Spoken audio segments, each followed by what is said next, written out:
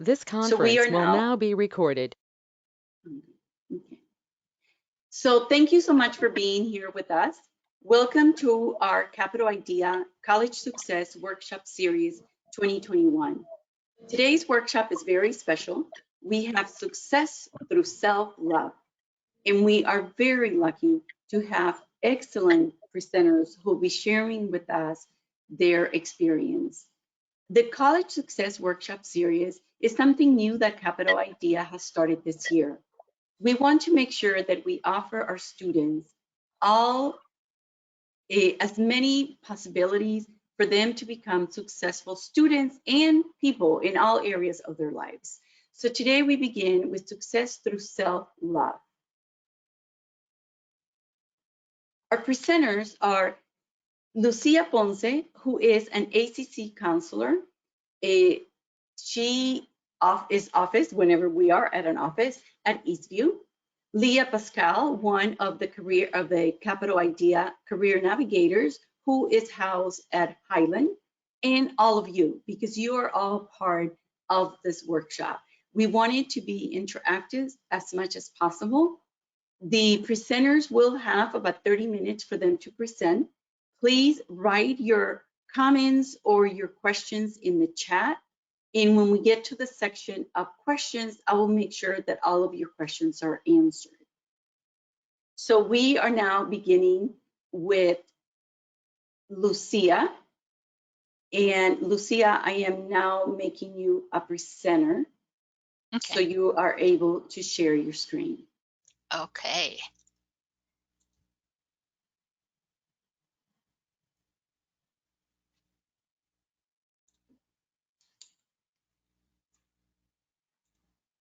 Okay. Can you see my screen all right? Yes, we can. Thank you. Okay. All right. So hello, everyone. My name is Lucia Ponce. I'm really happy to be here on this really beautiful Friday afternoon. So different from just a few weeks ago, right? So I'm really glad to be here.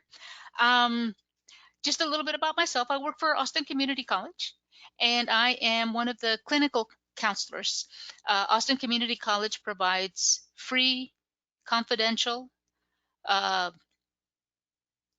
short-term, solution-focused counseling services to students. So like I said, I'm one of 11 that provide that service to ACC students.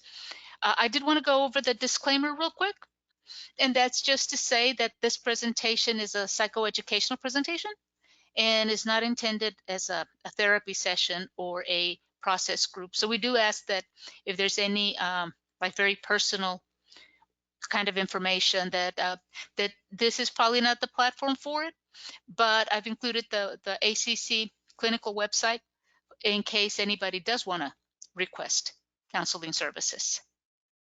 Okay, and let's see. So I'm gonna have to look at my notes because I'm a little bit nervous, just so you know.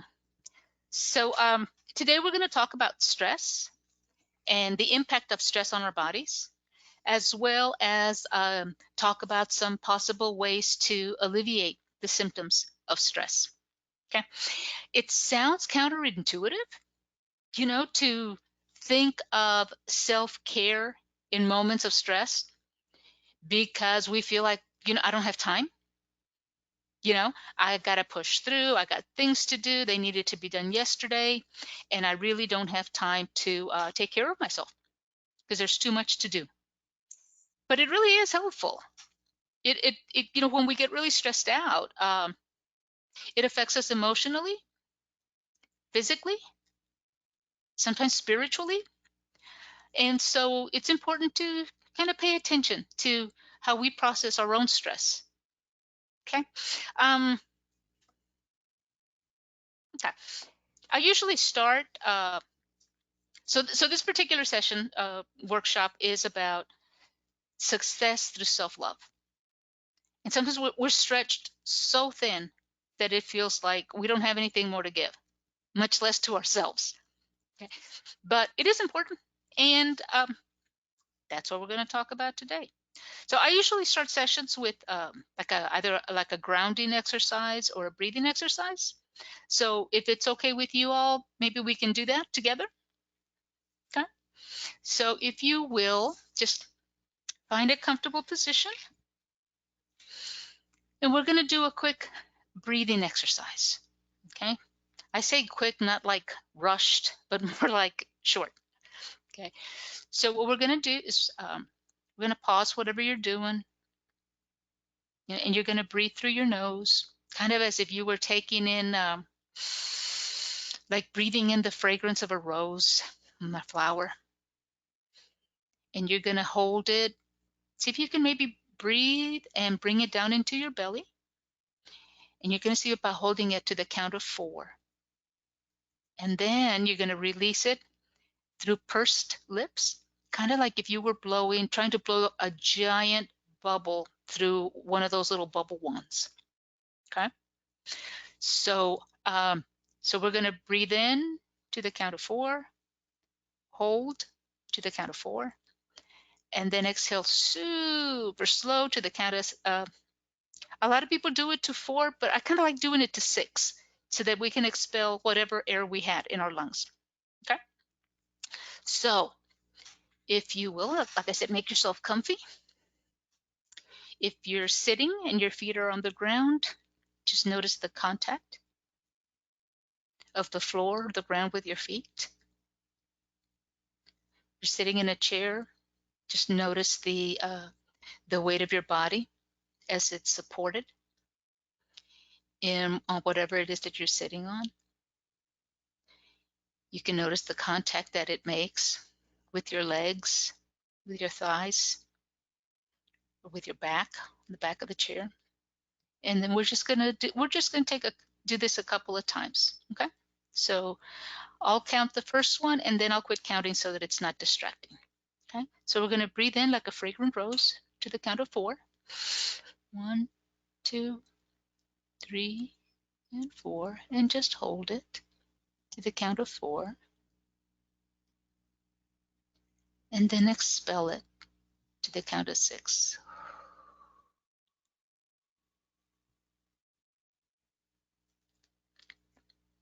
And again. And hold it. And expel.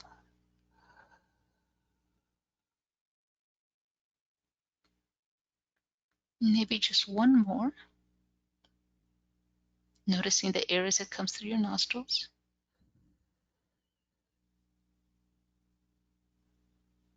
The expansion of your belly or your chest. And then the release.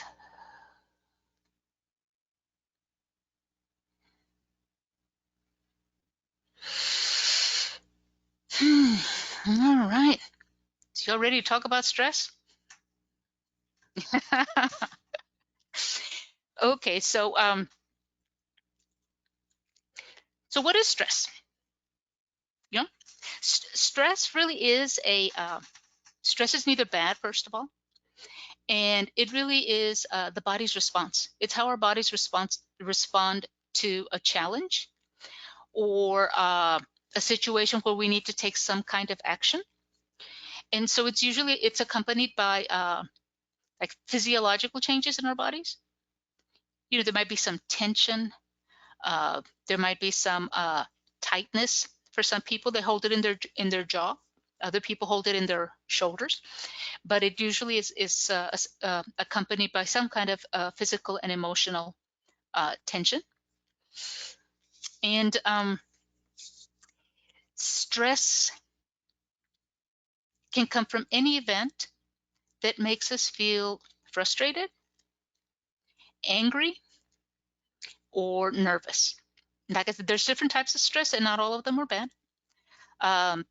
Some of the common stressors that we have today are work, school. For all of you all that are in school right now, trying to balance everything that you need to do in life, health, family, everyday tasks,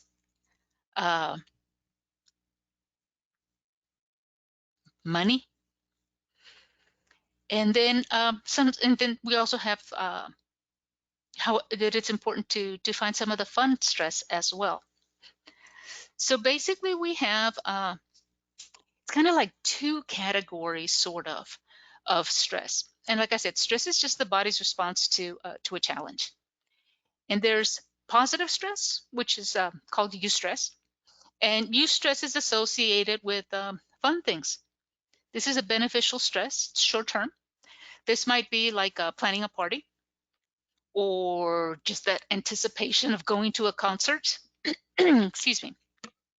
Or maybe even like a visit to a friend that you haven't seen in a while. So it's pleasant and it's short term. We also have like the not so, sometimes what we consider the not so positive kind of stress. And that kind of falls into two categories, and then they have subcategories. So acute stress is kind of like, it can be like everyday type of stress, like being stuck in traffic, or having an argument maybe with your partner or your spouse. It's short term also, and it's often just with the day-to-day stuff. The washing machine breaks. Now you have to deal with the repair. But it's those kinds of things that just are every day. And then we have chronic stress. And chronic stress is the one that can be problematic, because if we don't address stress, especially at this level, and that kind of stress is kind of like an ongoing, and it feels like it's never ending. And like examples of that kind of stress might be kind of feeling stuck in a bad relationship, or racism, things that are just ongoing and they just don't seem to ever stop. And those can, like I said, they can take a real toll on our bodies. Those are the kind of stress, that's the kind of stress that is associated like with, if it's long-term and untreated or unaddressed, that can affect our bodily systems. And it's been linked to heart disease, high blood pressure, high cholesterol, type 2 diabetes, and depression.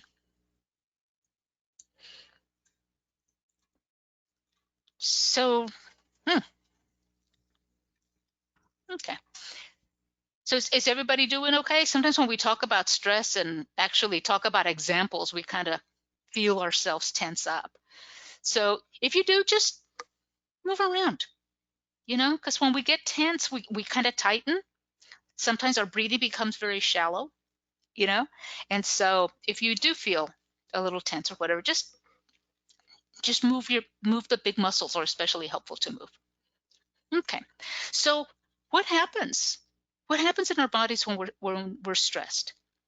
Our bodies are designed to be able to respond to short-term stress, like bursts, but we really weren't designed to have stress all the time.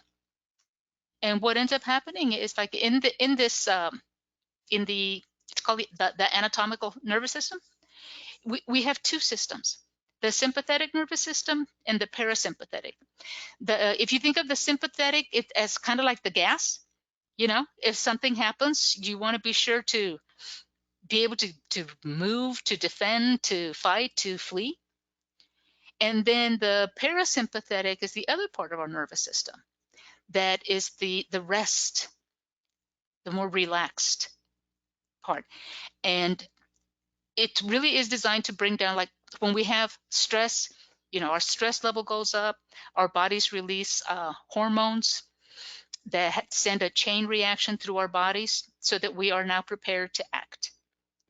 And then once the stressor is gone, the parasympathetic kicks in to try to bring that system down. The only thing is, it's not like a light switch. It's not like the parasympathetic kicks in right away and then all of a sudden we're calm. Our systems stay revved for a little while. It can take sometimes up to like 90 minutes. So this might be like, if you've ever experienced like, well, I'm sure we have, living in Austin. But in traffic, for example, like if you're driving along and the person in front of you slows down for no reason and you slam your brakes, and you feel the tension, you feel your heart rate going. You might feel kind of clammy or sweaty or just hot, and so that's your sympathetic nervous system kicking in. So maybe you swerve real fast, and then it's like you can't just shut it down. It'll take a while. You might find yourself shaking. You might have a headache. So it takes a little while for that system to bring things down. What ends up happening though is, we're not always in that kind of danger. That system was set up for survival. And today, sometimes that system is activated all the time, which causes wear and tear on the body. Okay. So some of the long-term effects that like we just talked about, or with chronic stress especially, those can be pretty serious because those can be long-term, and they almost seem like to cascade into other, worse conditions. Okay, so with this, what ends up happening is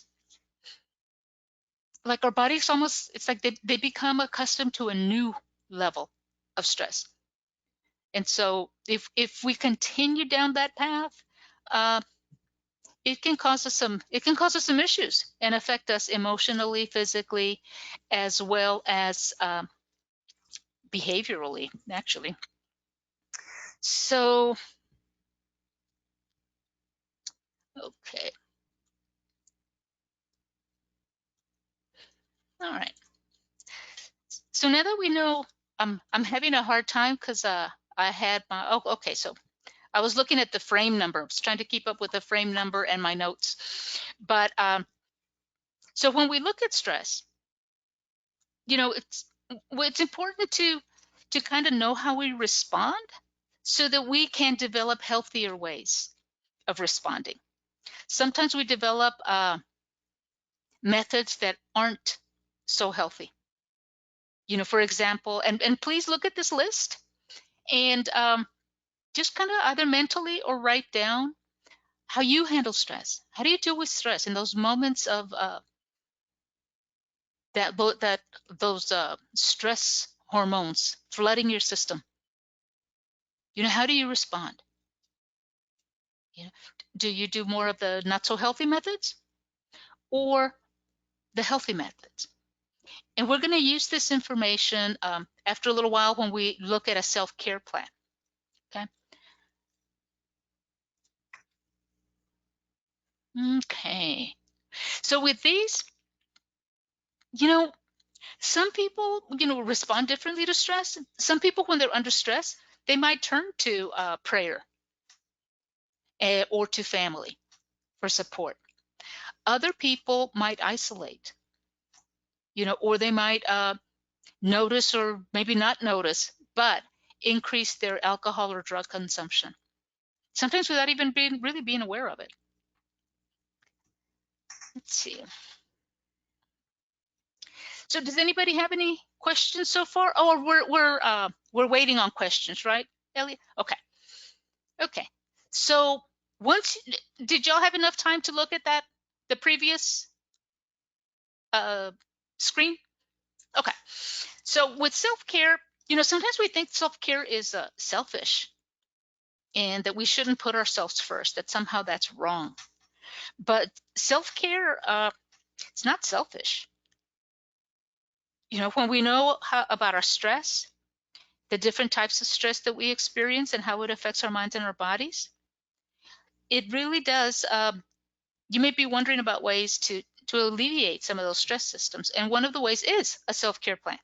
A self-care plan can help you manage like your current lifestyle and kind of help us cope with future stressors. So it's not selfish and it's not a luxury. It is about self-preservation. It's about preparing ourselves for the unavoidable stress. And if we're breathing, we're going to have unavoidable stress. It's just a part of life. Okay. So with self-care, we can go through some of the steps. If we have time, maybe we do have time right now, to go through some of the steps of actually creating a self-care plan. So a self-care plan is anything that is about taking care of yourself. And having a self-care plan is, it's going to help us live a better life. And as I'm thinking about like students, for students, your education really is a family effort, and so some of the self-care plans or things that you might consider doing are like delegating. If you have children that are old enough to do their laundry, but you feel guilty if they do their own laundry, maybe it's okay that they do their own laundry. Maybe it's okay that you don't have to prepare like 3 serious meals every day. Okay.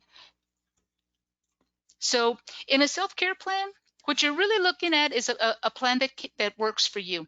It doesn't have to be elaborate. It doesn't have to be complicated.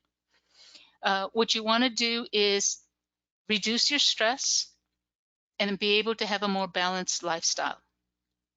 Now, the different categories, that might be different for different people. Usually they're physical, emotional, psychological, and social support. Those tend to be the categories, but those aren't the only ones. There's also work and volunteering, those kinds of things that you can add to it. So even if you start with just one activity in each category. So what you're going to do is you're going to identify for yourselves what your values are. And then in those, then figure out, what do you want to add? What's working? What are areas that you think, yeah, you know what, I don't do so well with that one. Maybe I can work on that one. Okay. And like I said, it doesn't have to be like really complicated. It's just important that it be doable. Okay. And so you might want to consider, the things, we were looking at that list a little while ago, things that are already working for you.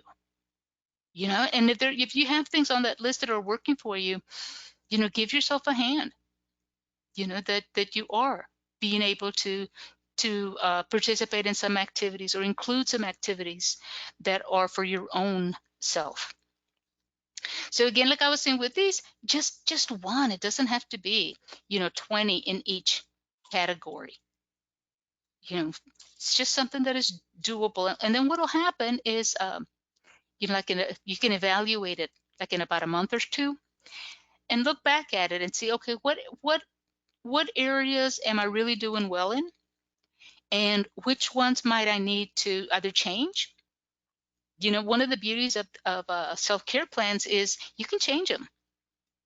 It's whatever works for you, and whatever areas you want to work on, and whatever areas are going to bring you help to reduce stress and to feel like your life is more balanced. So at the end of that month or two, you can ask yourself, does my life feel like is it working? Am I experiencing less stress, and do I feel like my life has more balance to it? And then it's kind of like one of those things of like rinse and repeat. You create your plan, you evaluate it, you refine it, and then if you're able to like maybe add one activity,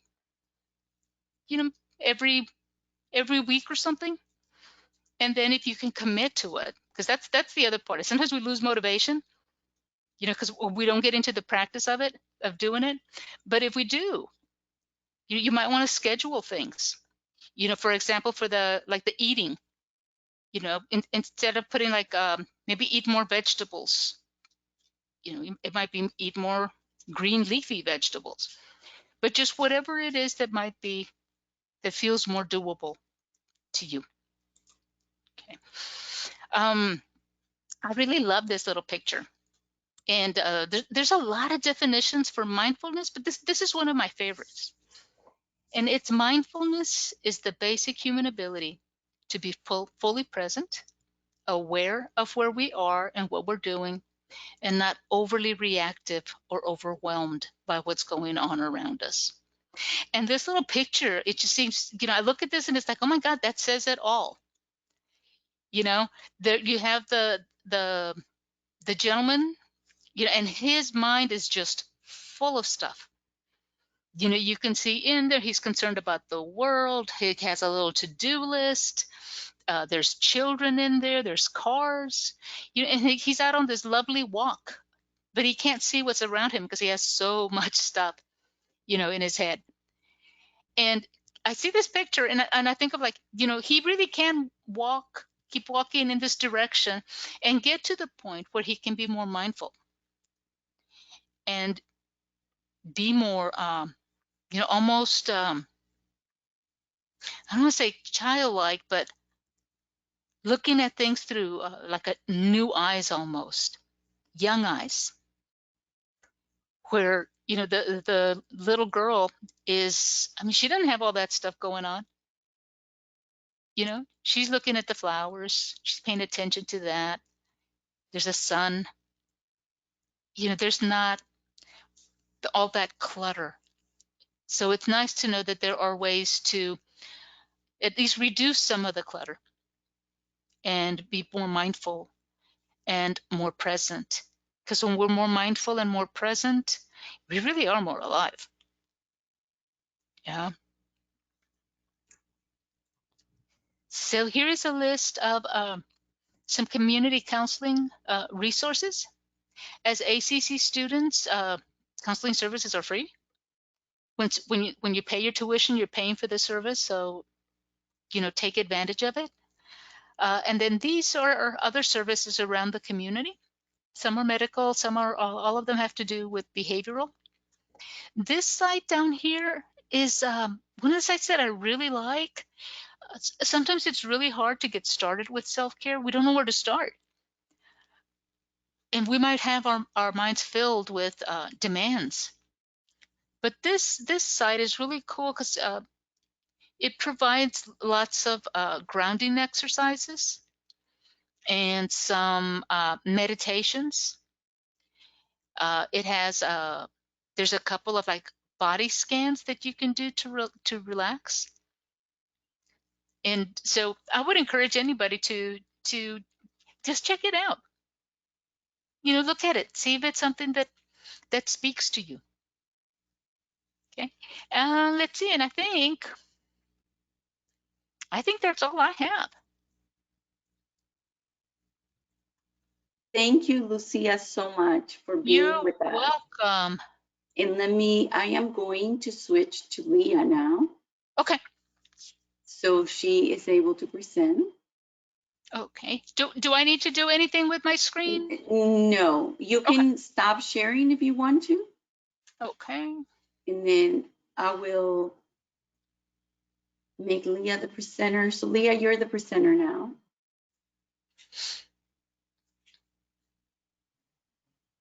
And there we go. Mm-hmm.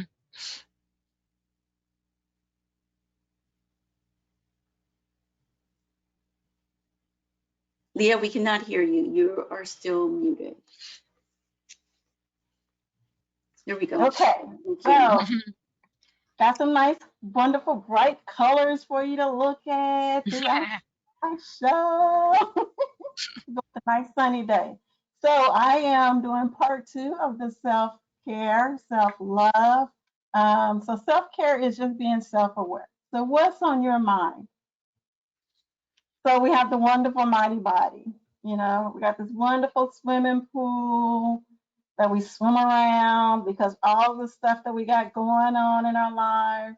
And so we're looking around for the slightest opening. But we look and we like, there's nothing there for me to get out of this chaos. Or is it? So we all have our famous to-do list. So I have my famous to-do list. It starts out real short, and next thing you know, it has doubled. And so we try to multitask and knock off some of those tasks, but it just doesn't budge. It seems like more and more stuff just gets added onto our to-do list. So that's why we find ourselves swimming around in this wonderful little pool. So a couple of items on the list is to eat healthy and exercise. I don't know about you all, but exercise has such a dreaded tone to it. I mean, exercise, just the word exercise, just dreaded tone. So how about, it sounds like another chore. So how about just for this moment, for this slide, presentation, or, if you just want to do it for, now until whenever, let's just come up with a new word. Come up with a new word or a phrase to get yourself motivated to do some type of physical activity. My favorite thing to tell myself is that I'm getting my college back. That's my favorite. I'm getting my college back. I understand there's some things I can't do now that I could do in my college days, but I love that mentality of at least trying to. So what comes to your mind that would get you motivated to get going? So these are things we like to tell ourselves. We're too busy. Everything's just crazy. Seriously, exercising. So, well, like this wonderful cartoon says here, what fits your busy schedule better? Exercising 1 hour a day or being dead 24 hours a day? Kind of like, weigh it. I mean, that's a question to ask yourself. What's that important and that busy in your life that you cannot tend to yourself? So again, what's on your mind? So in the chat, and you can type this in the chat, and Elida's gonna, keep up with what's in the chat. So I want you to type in what are 3 top reasons you don't do a physical activity. Okay.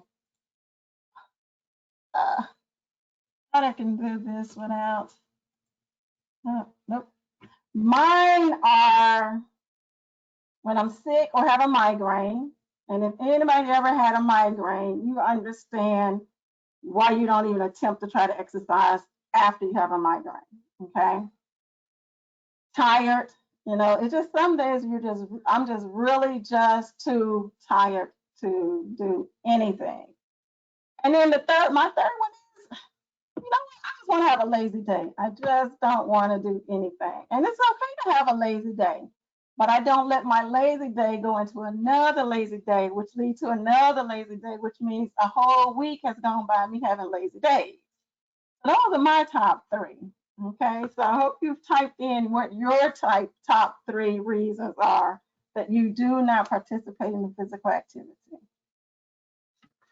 So what changes can we do?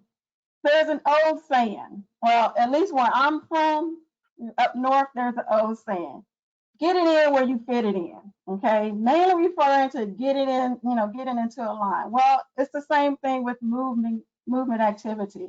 Whether you're at school, you're at work, you're at home, the time is there. We just don't realize it because we put other tasks ahead of us, okay? The internet is full of options, but do we go to the internet to look up exercise? No, we go and look at, things to shop for, we check their email, but we don't look up anything that can help us with, doing some type of physical activity at home or even at work. So what can we do? Don't make excuses. Use the space around you, okay? Use everyday items. Find what works for you. Schedule me time. I love doing me time. Write down the consequences to motivate you. So if you write down the consequence as to the reason when you don't exercise or don't do some type of physical activity, what is going to be the consequence of from that action or lack of action? And have fun with whatever you do, like the Cupid Shuffle. I love my coworker Tanya. She got us all doing the Cupid Shuffle when we have our hallway meetings. We take 5 minutes out of our day, and as a group, we do the Cupid Shuffle. We get at least 5 minutes of exercise. and just the stress, as Lucia had mentioned, just starts releasing. And then we have a good time. We laugh about it, and we're just really relaxed. So here's an activity that we're going to do. I want everybody to stand up. Everybody stand. For those of you who don't have your cameras on, I hope you're standing, okay? And what you can do is just squat just a little bit. It's called a mini squat. And just squat down.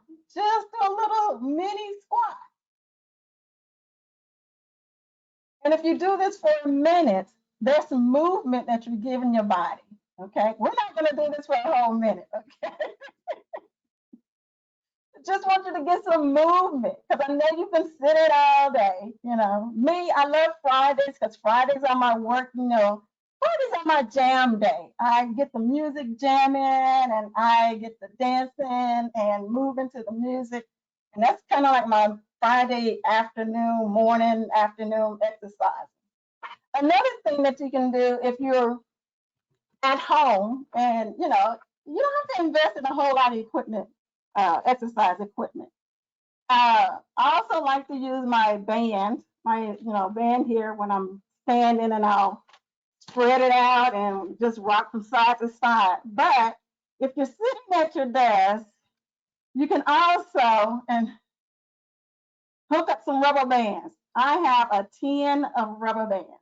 Don't ask me why I have a tin of rubber bands. Okay, I just do. But you can hook them together, and you can actually. It doesn't take much to do a physical activity. The slightest movement, and you can just move your arms out side to side. And that's with the rubber bands that are sitting on our desk every day. So you can do something simple as that. Just use the things that you have at home. Our kitchen is full of canned goods. You can use those as weights. You empty a milk jug, fill it up with water. You can use those as dumbbells. Those are things that we can do at home. Last night I did the sofa abs. I was like, man, I need to do some ab work, but I don't want to get on the floor. Hate getting on the floor to do abs. So I did the sofa abs. Have fun with whatever you do, whatever you choose. You have to find out what works for you, okay? It has to work for you. Don't try to, try a variety of things. You'll never know what really works for you and what you really enjoy unless you add a variety of things. Try different things to do, okay? So taking care of yourself, self-care isn't only about physical activity. Eating is just as important. So have you ever been so focused that on what you're doing, you forget to eat, or you're constantly snacking all day long until you feel full? I had some coworkers before who said, "Man, I forgot to eat today." Or even when I'm talking to some of my students, they're like, "Man, I went all day without eating." That's not a healthy thing. So we get so wrapped up in what we're doing that we tend to forget to eat. And we need that nourishment in order to do the next thing, okay? We all have the game of weight gain, weight loss, or some health issue. Skipping meals or having too much will add to that issue. We all ponder the question, what do I want to eat? And actually, Elida had said this yesterday when one of our coworkers had ordered something for lunch, and she's like, I have to think about what I want to eat. We do. We ponder, what do I want to eat? You think it's a simple question, but it's not, because we have so many options of what we want to eat. We just make it hard.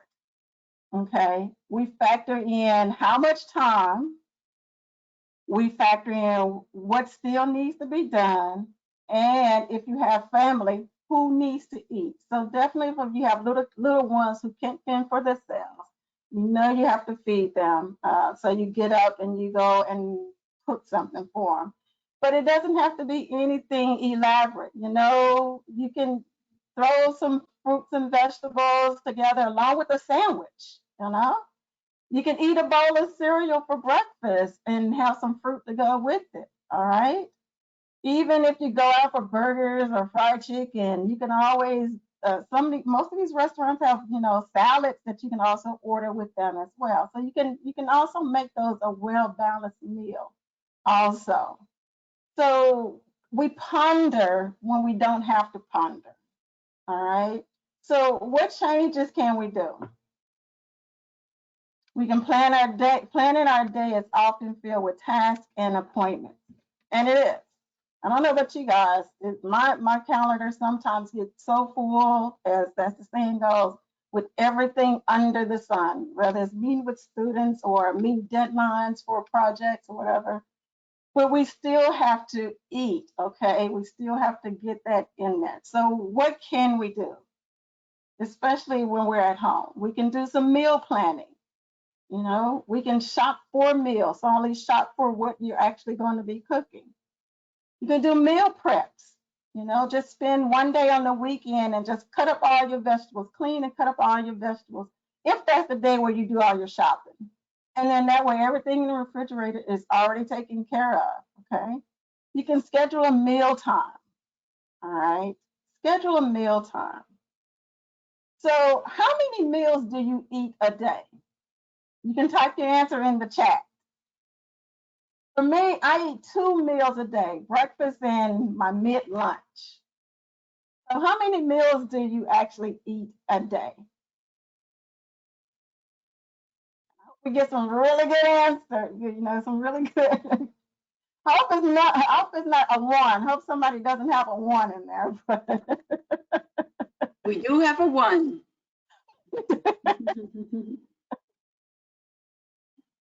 well, for the person that has a one, then there are some things that you can actually change to try to get that another meal in. You at least want to try to get at least 2 meals in a day, because that one meal you burn it off so quickly that you're going to the point of just starving yourself, and that's not healthy because then that just leads to other health issues. So it's up to you to move, okay? At the end of the day, our overall health shouldn't be ignored by circumstances that we can't control. Your motivation is going to come from what you want to achieve, okay?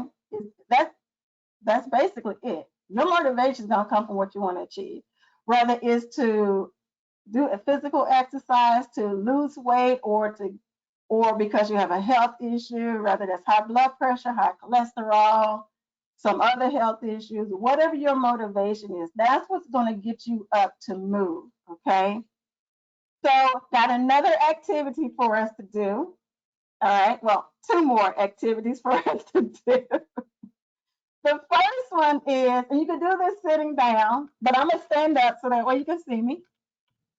A lot of us, we take our hands and our feet for granted. We don't, when we exercise, we don't give our hands and our feet that props. We do other things to add more stress to it. So what I want you to do is hold your hand out, okay? Your arm is straight, and you're gonna bend your hand down.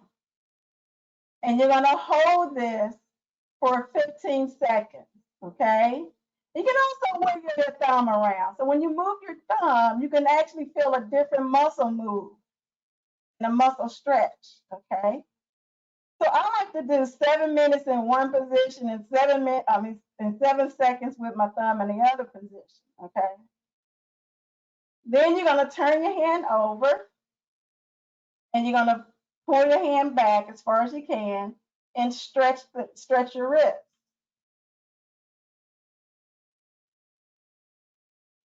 And then the last one that you're going to do is hold your hand up and you're stretching it. And again, you can move your thumb in and you'll feel a different muscle move. And you can hold your thumb out and you'll still feel a different muscle. Now do the other hand. Let's not ignore the other hand. Okay, so just hold it down. Okay. And then you're going to flip it over.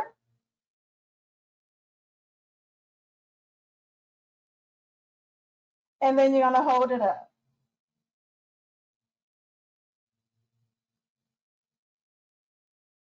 All right. And then you can shake it off.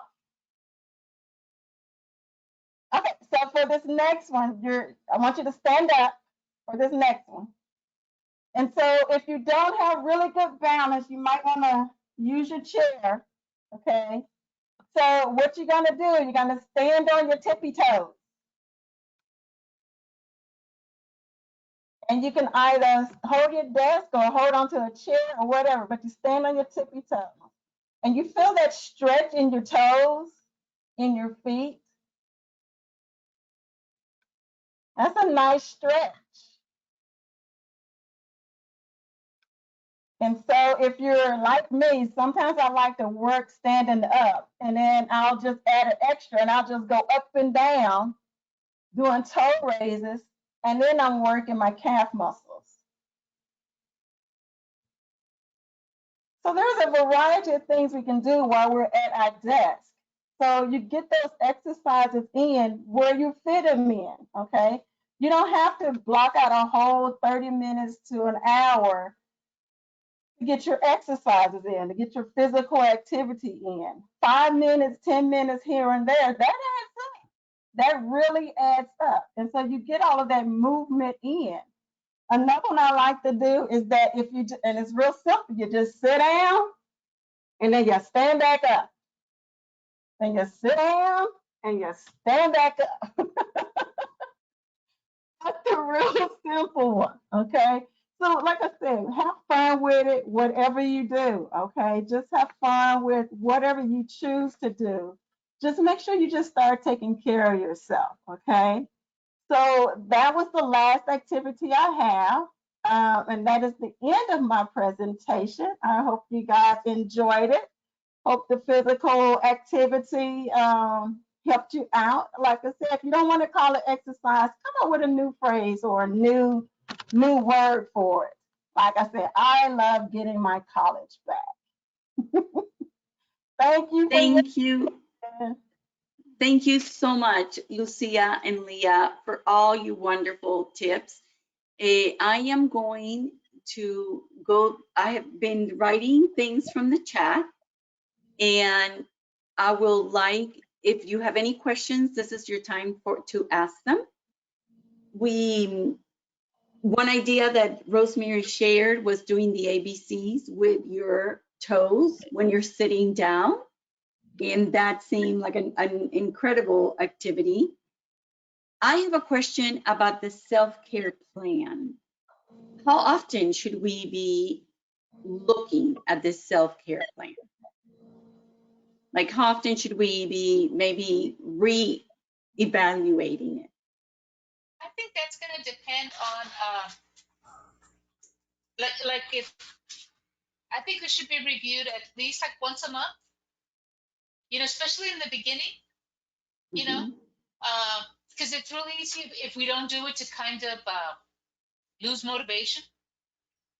But if we do it more regularly, then I think maybe once a month. And what'll happen often is if you are feeling better and life does feel less stressful, we're a lot more likely to add more events, more things on there because we're feeling better. So yeah, I would say, maybe once a month. So we should start with small steps and then keep adding them? Yeah, and doable ones. Doable ones. We don't want to do, like, some of the things that Leah was talking about. We don't want to put in there something like, I'm going to, start walking 3 miles a day, for the physical part, because that may not be doable.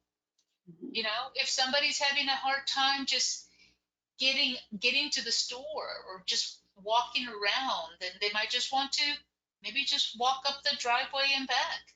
I mean, walk down the driveway and back, and just to do something, anything that is going to be helpful. So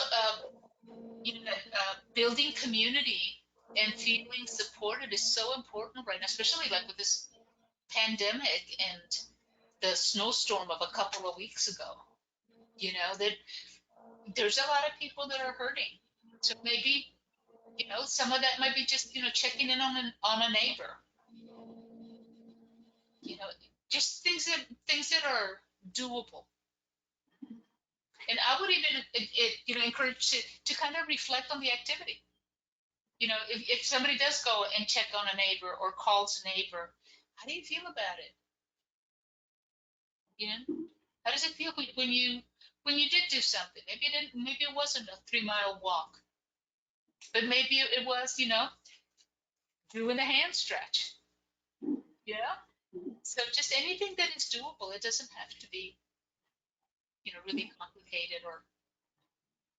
I know you mentioned at the beginning, like, what do we do with stress and we're not, and kind of like shifting our mentality. And I always think of our students that are parents. We have students who feel like they need to cook 3 main meals, the whole egg, bacon, and the whole thing, and then lunch, the tacos, and then at dinner, something else. How can they balance? Because if I have to cook 3 meals, I'm going to be in my kitchen a long time, and I'm not going to be able to do things. So how can we balance that? And and I think it happens not only to students, but to many of us. How do we balance the taking care of others and then taking care of us and doing everything we need to do? Well, I think that, with the care plan, that would be part of it. Is what are the things that we can eliminate? Do we really have to cook 3 meals a day?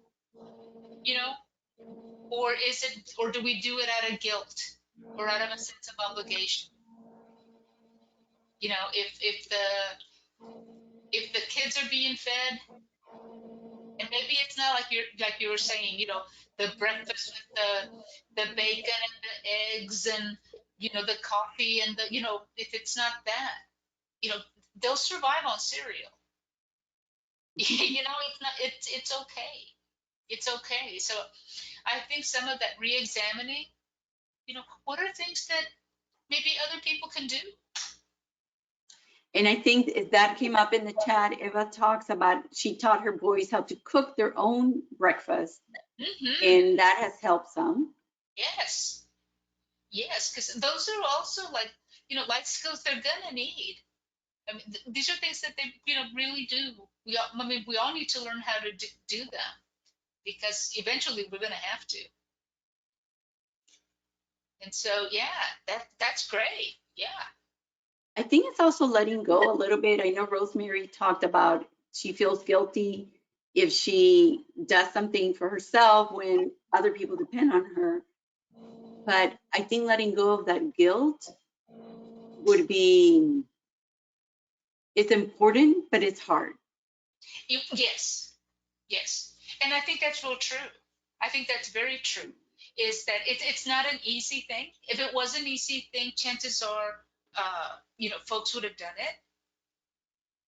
But I think, those are the times too that we can kind of reflect on, why is this so important to me? What does it have to do with, is the message that I'm not a good mom? If I don't cook 3 meals, that means I'm not a good mom. So those kinds of messages, can kind of get in the way. So just reflecting, looking at those things. Where do they come from? Are they even true? Another good idea on the chat is she made a cereal Thursday when she was in class, so then her husband didn't have to do the big dinner each night. Yes. And it became a game changer. And they actually started looking forward to cereal Thursday. Yes. It's funny because I love breakfast food, and I love French toast. So when nobody's in my house, that's what I have for dinner. Because if I do it for dinner, everybody thinks I'm crazy. But the other day I said to my husband, what if we just have French toast for dinner? And he kind of looked at me weird, but then he said, yeah, why not? And he enjoyed it. So maybe in our mind, we think that we have to do the big meal when Yes. they may even be excited about doing the cereal Thursday or doing the French toast or something. Mm-hmm. Yeah, I think especially those of us that have had a family that mom was an incredible homekeeper, a home housekeeper, that is something to work through. Yes. This is whatever you feel like eating. You know, just like dinner. Dinner is whatever you're in the mood for. Just that we tend to, like I said, make it complicated when it doesn't need to be complicated. So if you want to have French toast for dinner, it doesn't matter what anybody else says. Have your French toast.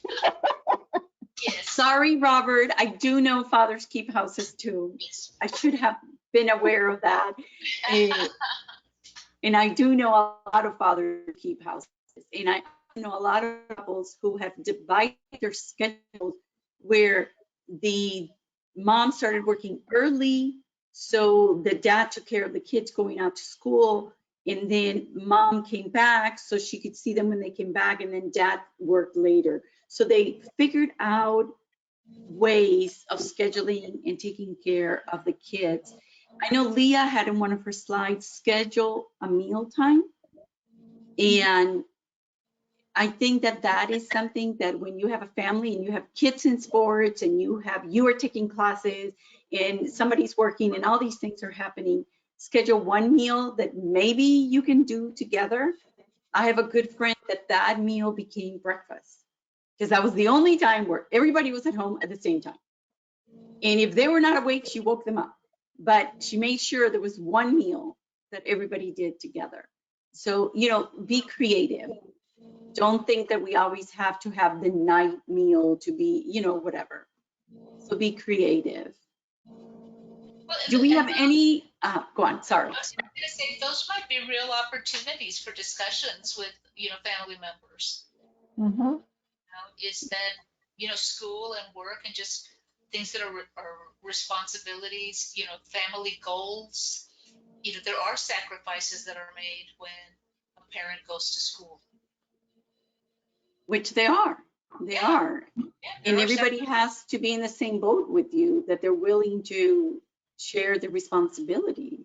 Yeah, because it's for the good of of the family or for the future family. Mm-hmm. Mm-hmm. Eva says about using Pinterest to get meal ideas, simple ones. Mm-hmm. Yeah. Meals and exercise doesn't have to be complicated and so big, and we have to invest in all of this, exercise equipment or a refrigerator full a ton of food. It's just keep it real simple, and if you do have older kids that can help you with the cooking, that's a really good family time also. Everybody's in the kitchen and you just delegate chopping what or storing whatever. Even the little ones, like to get in the kitchen and help out. So don't exclude them. That's a nice family time also, to bring the little ones in and give them something simple to do that you don't mind them messing up, or spilling. Just have fun with it, even exercise with them. Everybody, we all been locked in for a year now, so everybody can, exercise together as well. My granddaughter likes doing yoga with me, so we get down and we do yoga. She loves doing the downward dog. So, just have fun with it. Just have fun with it. I know that when last time I was one of the last few times that I was at the office, I saw that there's a copy of a flyer that ACC did that is called A Workout at Work. And so I had seen, I think Tanya has it at her office, but nobody else had a copy that I could make a copy. And then when I went to the main office, I saw it and I did make myself a copy, and I did it in color because the main office has a color copier. And I brought it and I put it on a corner here in my little house office. And I try to do those sometimes. So, we do have the handouts that Leah showed. And we do have them ready to be able to send them to you if you're interested in doing that. If we don't have any other questions, and I'm taking a while here in case somebody does. If we don't, I'm going to jump into our last activity. This one is called visualization relaxation. And I first did the steps so you are aware of it.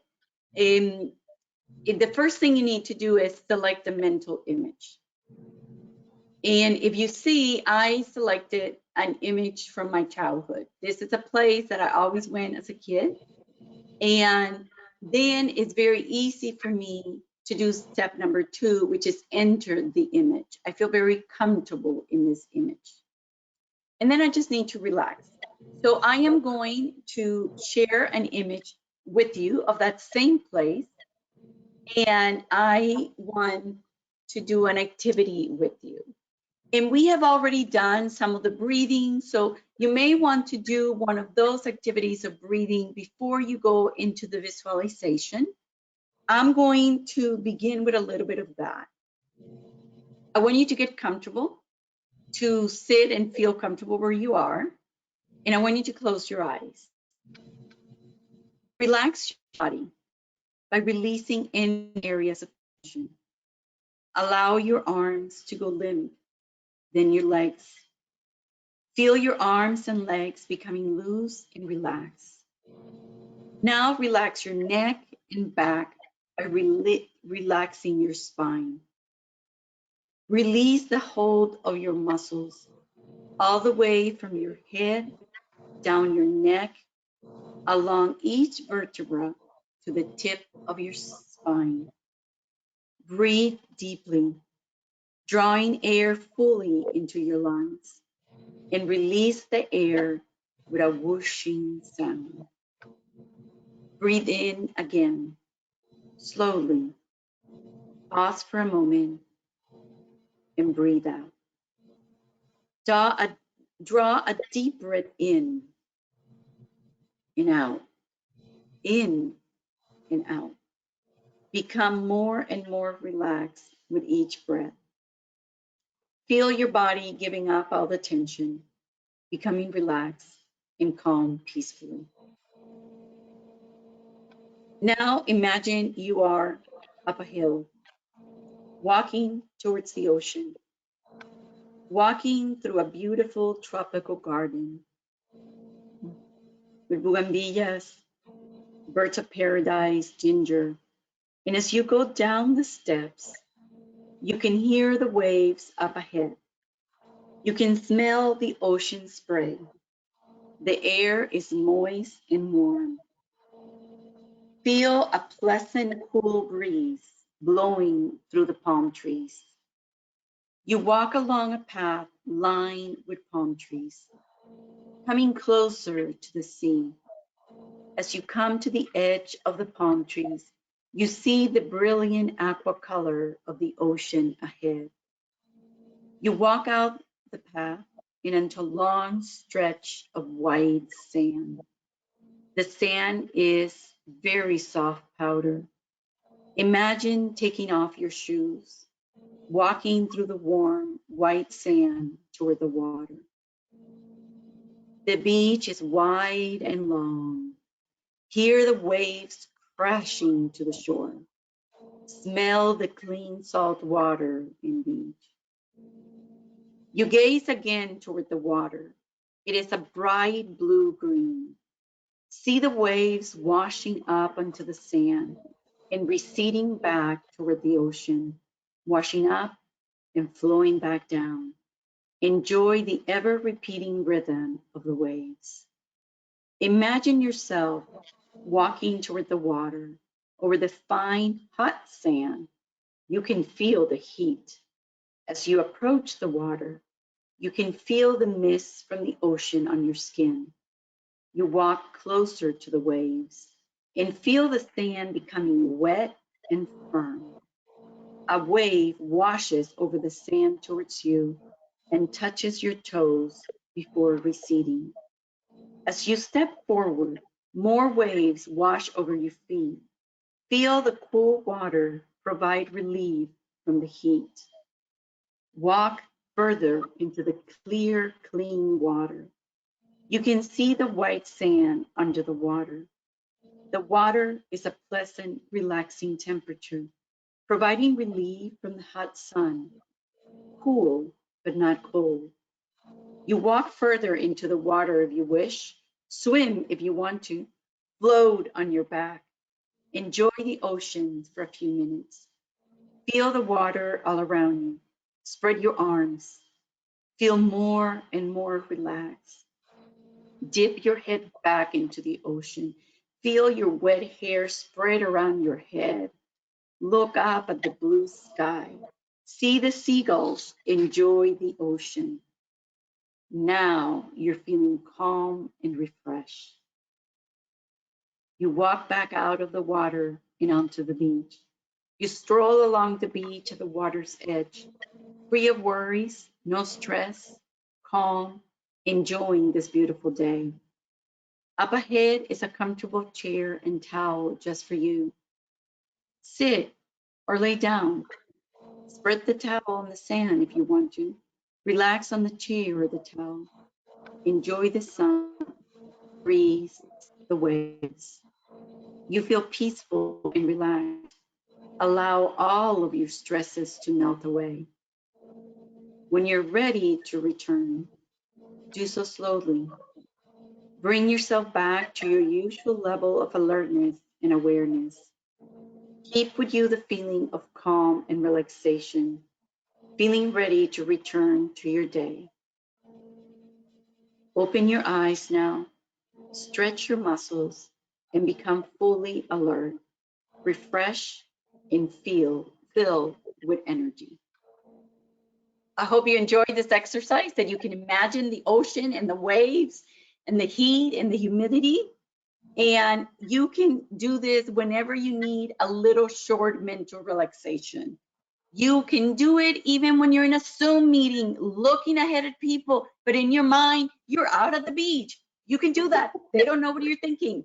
You just need to relax whenever the moment is needed. Thank you so much for being with us, for sharing. Thank you, Lucia. Thank you, Leah. Thank you for your willingness to share with us and teach us so much. Thank you for all of you for being here. Thank you. Thank you. This conference will now be recorded. Okay, wait.